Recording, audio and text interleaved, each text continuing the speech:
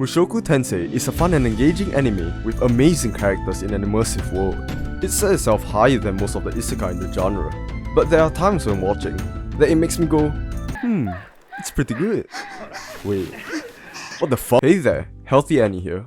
Watching Mushoku Tensei made me realize that there are actually good anime in the genre, other than Re:Zero or Konosuba.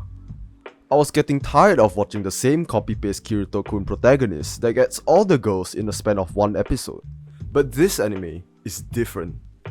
Well, sort of. Mushoku Tensei follows the story of Rudeus Grey Rat, which is actually this guy. After being kicked out of his house, he was chosen by Truck-kun. He realized that he was reincarnated into a new world as a baby.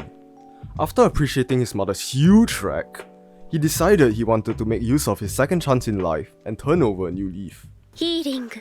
But he soon discovers that he is born in a world of magic, and oh boy was he excited. The pacing of the show in the beginning was slow.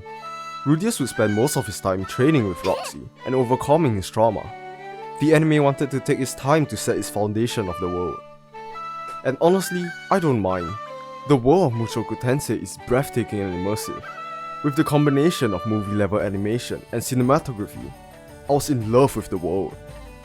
The visuals were stunning, and the characters were interesting. After a few years of honing his magic skills through Roxy's teaching, he would then take his next step to tutor a noble daughter named Aris. You might hate her in the beginning. She's your typical tsundere girl that's crude and violent. She will not hesitate to use you as a punching bag.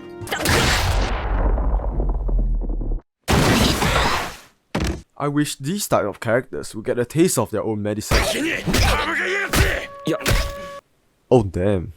It was at this point of the story we start to realize the world of Mushoku Tensei can be dark.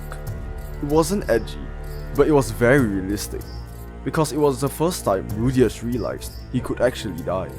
Many of us took for granted when characters get killed, as we usually don't bat an eye, but when they showed the decapitated corpse, it was a humbling experience for the viewers and Rudeus. It's one of the few isekai where the protagonist realizes his life is on the line. But the world being dark isn't what this anime is about, it's just a part of it. We watch them spend their usually normal lives peacefully, similar to a slice of life anime. They would do some training, studying, celebrate a birthday party, and Rudeus being a groomer. We slowly learn about the mysteries of the world and its history. The world sucks you in and immersed you. I was curious what little adventure Rudeus would go through next. This would continue for a few years, and I would have been pretty satisfied with the current direction of the show, before everything goes to shit. Rudeus and Aris find themselves in the demon continent on the other side of the world, and they will have to figure out a way to make it back home. Thus, the adventure begins. This is when shit gets real. They meet a new character called Rujet, who will become their demon bodyguard. The places they visit were fucking beautiful, and the fights they got themselves into were amazing. I'm not lying when I said the fights were finger-licking good. The animation kept getting better and better. There was one scene where this dude just manhandled like 3 guys, and I was like, holy shit. We get to meet many different characters like the demon Lolly and even Roxy's parents. I was excited because this is the stuff I want to do if I was reincarnated. It was interesting to see how the world works and its mysteries. We get to learn about the 7 great powers, visit different cities, and learn about their culture. Every episode adds another layer to the world and its characters, which is what makes this anime so immersive.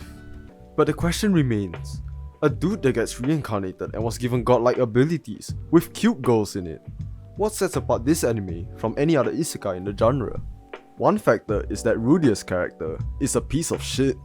Yes, that's right.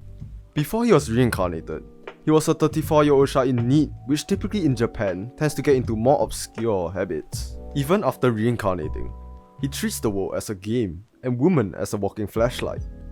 The anime does not let you forget how flawed of a person he is. His character is what caused many of the controversies, and the main reason why many people drop this anime, and I understand it very well. But the main theme of this anime is redemption. They want us to see Rudeus at his lowest and scummiest point, and watch him try his best to truly change. There are times when his previous habits gets the best of him, but he reflects on it and slowly grows. In his previous life in high school, he was bullied and ostracized. he developed a dilemma that everybody in the world was against him. He pushed everyone away, including his friends and family, and shut himself in his room, which over time would morph him into a disgusting, useless human being. A person who is a piece of shit won't become better overnight. That's just bad storytelling. The anime does a good job trying to make it realistic, and we can see Rudius trying to become a better person because of who he was before. Because now he knows that he has a loving family and people who looks after him. It's not just Rudius that grows over time. Eris, who was an annoying brat before, blossomed into a young, mature, hardworking woman wanting to protect those she cherished. Paul, seen as a scumbag, is now a loving father and a caring leader. Roxy, Rujet, and many other characters go through their own journey to become better. Oftentimes in other isekais, we see the main protagonist being reincarnated and totally forgets about their previous life, or was never mentioned again in the anime. Most of them always lead to the main protagonist having to kill the demon king or some shit, but never actually gets to it. The story wouldn't be any different if the dude wasn't even reincarnated. The purpose of being isekai and getting a second chance in life loses its meaning in most other anime. The characters are plain and doesn't get me emotionally invested into it. But Mushoku Tensei makes every character we meet through Dead End's adventure seem so special. Rudius remembering his old world is essential to the story, as it is his main fuel to better himself. I can't count the amount of times I've shed a tear in this anime. You feel invested in many of these characters and the conflicts they go through. You start to understand and empathize with them. Having the viewers being invested not only in the world, but the characters are one of the things that set this anime apart from many others.